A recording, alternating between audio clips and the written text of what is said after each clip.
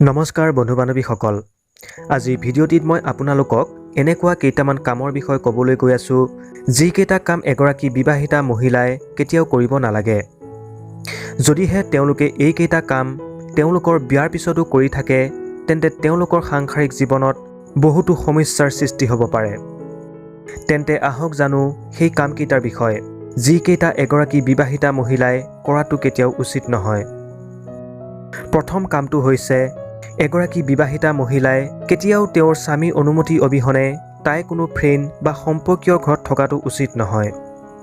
এনে কৰিলে তেওঁ সমাজৰ চকুতেই নহয় তেওঁৰ পতি আৰু পৰিয়ালৰ মাজতো বেয়া হৈ পৰে দ্বিতীয় কামটো হৈছে এগৰাকী বিবাহিতা মহিলাই তেওঁৰ স্বামী ঘৰৰ কোনো ব্যক্তিকে কেতিয়াও অপমান কৰিব নালাগে যদি তেওঁ কোনো কাৰণত ঘৰখনৰ লোকসকলক অপমান কৰি বাহিৰৰ লোকসকলৰ প্ৰশংসা ল'ব খোজে তেন্তে তেওঁ ঘৰৰ সকলোৰে চকুত বেয়া হৈ পৰে আৰু তেওঁলোকৰ ঘৰত নানান কণ্ডলে দেখা দিয়ে ইয়াৰ উপৰি তেওঁলোকৰ ব্যক্তিগত জীৱনতো বহুতো প্ৰভাৱ পৰিব পাৰে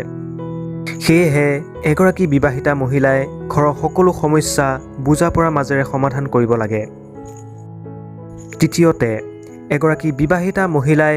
বিয়াৰ পিছত কেতিয়াও তৃতীয় ব্যক্তিৰ সৈতে সংগ সৃষ্টি কৰিব নালাগে পৰাপক্ষত এনে ব্যক্তিৰ পৰা সদায় আঁতৰি থকাটোৱেই উচিত কিয়নো এজন বেয়া চৰিত্ৰৰ ব্যক্তিয়ে কিবা এটা বেয়া কাম কৰিবলৈ কেতিয়াও ভাবি নাথাকে ইয়াৰ উপৰি বেয়া চৰিত্ৰ মানুহৰ সংগত থাকি তেওঁলোকেও সেই বেয়া চৰিত্ৰ লোকসকলক অনুসৰণ কৰিবলৈ ধৰিব যাৰ ফলত তেওঁলোকৰ সংসাৰখন সম্পূৰ্ণভাৱে ধ্বংস হৈ যাব পাৰে 4 নম্বৰতে হৈছে এগৰাকী বিবাহিতা মহিলাই তেওঁৰ পতিৰ পৰা কেতিয়াও বহু সময়লৈ আঁতৰত থাকিব নালাগে বিবাহৰ পিছত এগৰাকী স্ত্ৰী তেওঁৰ স্বামীৰ লগত থাকিলে সম্পূৰ্ণ সুৰক্ষিত বুলি ভবা হয় আৰু এনে কৰিলে তেওঁ সমাজৰ চকুৰ পৰাও সুৰক্ষিত হৈ থাকে লগতে তেওঁলোকৰ সুখৰ সংসাৰখনো বহু দিনলৈ টিকি থাকে 5 নম্বৰতে এগৰাকী বিবাহিতা স্ত্ৰীয়ে তেওঁৰ ঘৰত চলি থকা আলোচনাবোৰ বা তেওঁৰ ঘৰত আলোচনা হৈ থকা গোপনীয় কথাবোৰ কেতিয়াও বাহিৰত প্ৰকাশ কৰাটো উচিত নহয় ঘৰত কেতিয়াবা এনেকুৱা কিছুমান ব্যক্তিগত কথা আলোচনা হ'ব পাৰে যিবোৰ বাহিৰত প্ৰচাৰ কৰাৰ বাবে তেওঁলোকৰ ঘৰখনত বিভিন্ন সমস্যাৰ সৃষ্টি হ'ব পাৰে